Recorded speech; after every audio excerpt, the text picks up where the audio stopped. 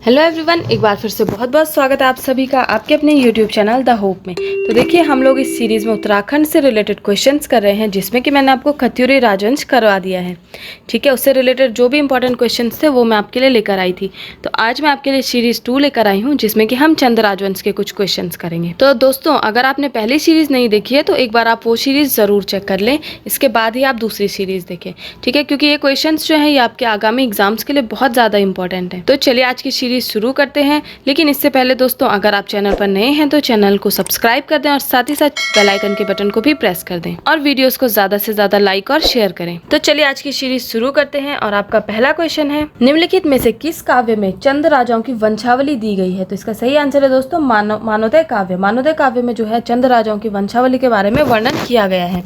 अगला क्वेश्चन है दोस्तों, चंदों की प्रारंभिक राजधानी चंपावत नगरी किस नदी के तट पर स्थित है? ठीक है, नदी के तट पर आपसे पूछा गया है, तो इसका आंसर है चंपावती नदी। चंपावती नदी के तट पर जो है प्रारंभिक राजधानी चंपावत की जो थी वो वहां पर स्थित थी। ठीक है, अगला क्वेश्चन है दोस्तों, बालो कल्याण चंद के काल में इस नगरी को पूर्णतः चंदों की राजधानी के रूप में स्थापित किया गया था। कहाँ पर इसको स्थापित किया गया था? तो इसका सही आंसर है अल्मोड़ा। अल्मोड़ा में फिर जो है इसकी राजधानी को शिफ्ट कर दिया गया था, वहां पर स्थापित कर दिया गया था। अगला क्वेश्चन है दोस्तों, देखिए ये क्वेश्चन पुस्तक से रिलेटेड है कि शशिवंश विनोद के लेखक हैं। पुस्तक का नाम है शशिवंश विनोद, उसके लेखक आपसे पूछा गया है। तो जो शशिवंश विनोद है इसके जो लेखक है उनका नाम है गणेश सिंह वेदी। इन्होंने जो है ये पुस्तक लिखी है, ये आपको याद रखना है। अगला क्वेश्चन है दोस्तों, कूर्मांचल में चंदवंश का संस्थापक कौन था? कूर्मांचल मतलब कुमाऊं में आपसे पूछा जा रहा है। तो चंदवंश का संस्थापक कौन था? सोमचंद।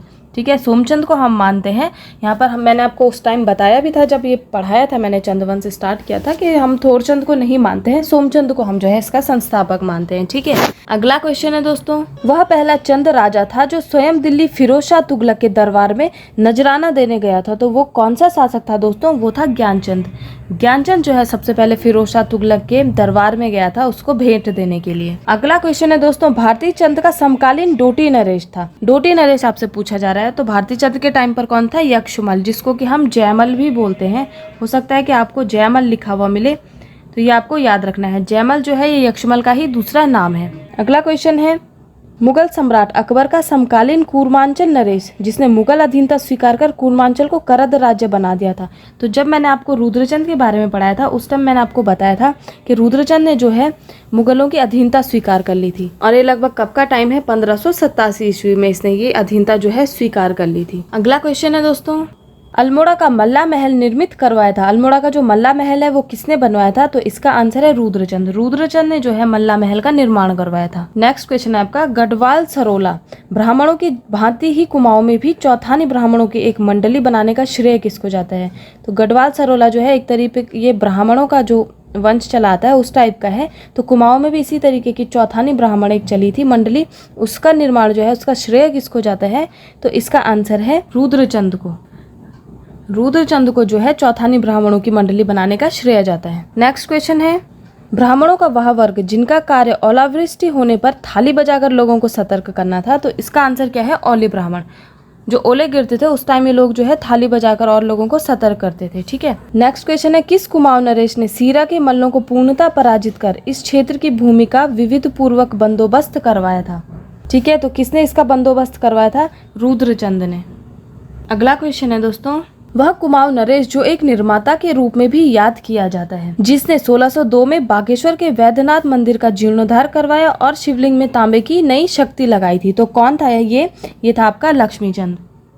लक्ष्मीचंद इसका आंसर है। ठीक है, लक्ष्मीचंद ने जो है जब कुमाऊं पर यह शासन करा था तो उस टाइम पे इसने बागेश्वर के जो वैद्यनाथ मंदिर है उसका जीर्णोद्धार भी करवाया था और शिवलिंग के ऊपर जो है शक्ति भी लगवाई थी। इसके साथ ही साथ इसने एक बंदोबस्त कार्यालय भी खोला था। ठीक है, और इस टाइम पे जब लक्ष्मीचंद शासन कर रहा था इनकी जो राजधानी थी वो अल्मोड़ा में थी, ये भी आपको याद रखना है।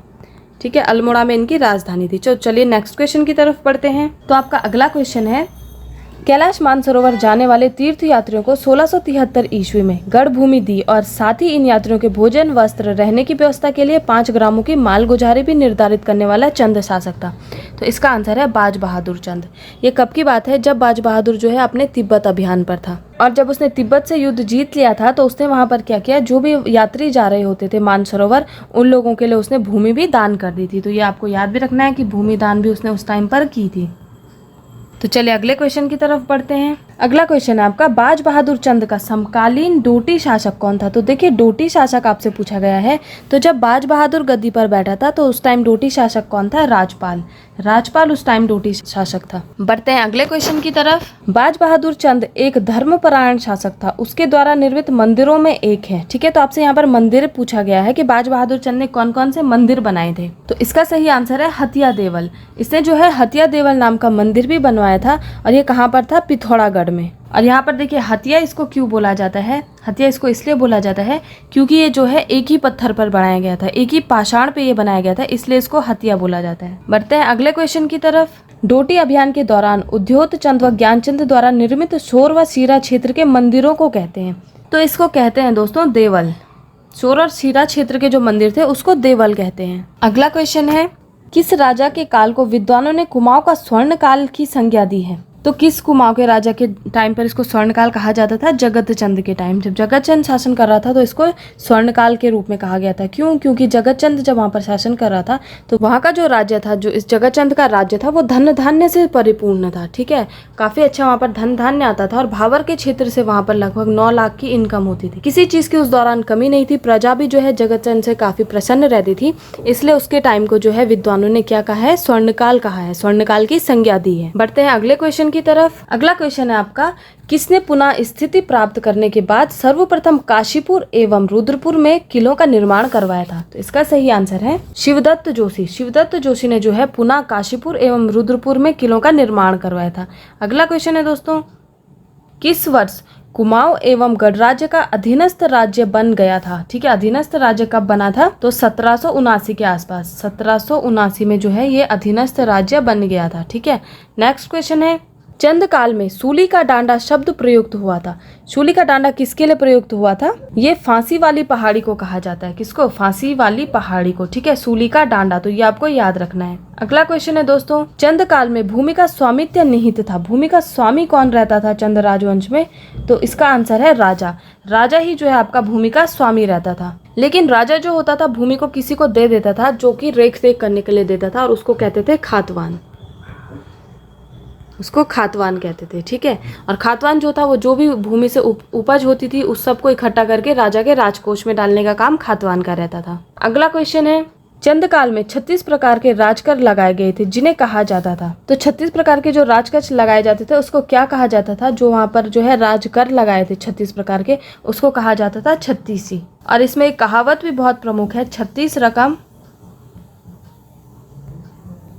और 32 कलम। 36 रकम 32 कलम जो है ये कहावत कही जाती है चंद राजवंश के बारे में। ठीक है, क्योंकि उन्होंने बहुत ज्यादा जो है कर उस दौरान लगाए थे। अगला क्वेश्चन है, चंद राजा मूलतः के उपासक थे? चंद राजा किसके उपासक थे? तो चंद राजा जो थे शैव भक्त थे, मतलब शिव भक्त ये थे, शिव की ये उपासना करते थे। ठीक है, बढ़ते हैं अगले क्वेश्चन की तरफ। और आज का जो आपका अंतिम क्वेश्चन है वो है, तिरुमलचंद द्वारा निर्मित मंदिर जो कि आज भारतीय पुरातत्व सर्वेक्षण संस्थान द्वारा संरक्षित है, तो कौन सा मंदिर है दोस्तों? ये आपका जागेश्वर के मंदिर है। जागेश्वर के जो मंदिर हैं ये जो है तिरुमलचंद ने बनवाए थे, इनका निर्माण तिरुमलचंद ने बनवाया था। और अभी का जो टाइम है इसमें ये पुरातत्व विभाग के सर्वेक्षण में है। ठीक है, तो ये आपको याद रखना है। तो ये आज की सीरीज़ यहीं पर मैं समाप्त करती हूँ। उम्मीद करती हूँ कि आप लोगों को समझ में आ गई होगी। सीरीज़ आप इसी तरीके से पढ़ते चलिए तो आपके आगामी एग्जाम्स में काफ़ी ज़्यादा आपको हेल्प करेंगे, और इसके साथ ही साथ क्लासेस भी आप पढ़ते चलिए ताकि आप जो है कोरिलेट करके आंसर कर सकें। तो मिलते हैं इसी तरीके की नेक्स्ट सीरीज़ में, तब तक के लिए धन्यवाद।